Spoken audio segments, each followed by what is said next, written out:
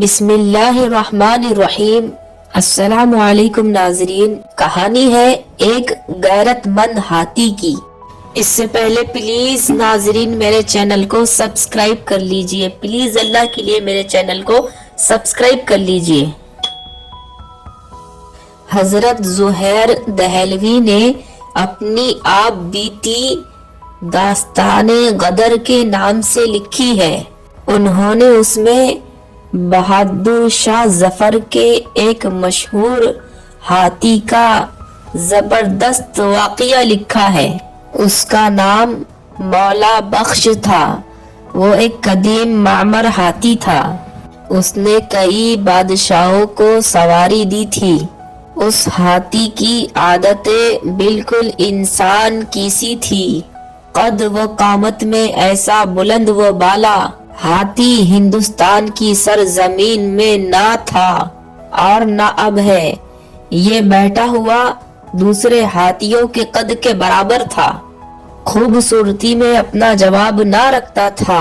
کسی آدمی کو سوائے ایک خدمتی کے اپنے پاس نہیں آنے دیتا تھا۔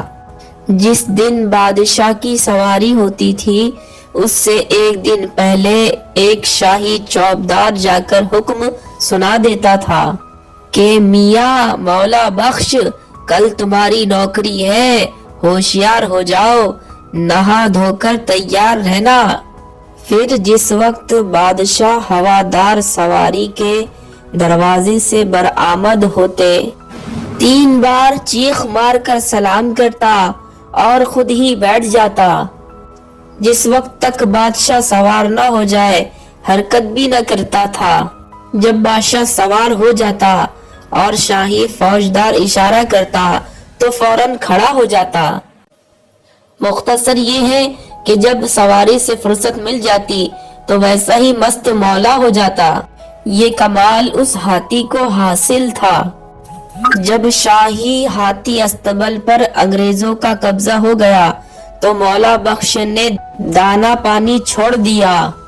ہاتھی کے دربان نے جا کر اطلاع دی کہ مولا بخش نے کھانا پینا چھوڑ دیا ہے، تو وزیر دربان کو یقین نہ آیا اور چھوٹے دربان کو گالیاں دینے لگا اور کہنے لگا کہ میں چل کر خود اس کو کھلاؤں گا۔ وہ 5 روپے کے لڈو اور کچوریاں اپنے ساتھ لے کر ہاتھی کے استبل میں پہنچا اور شیرنی کا ٹوکرا ہاتھی کے آگے رکھوا دیا۔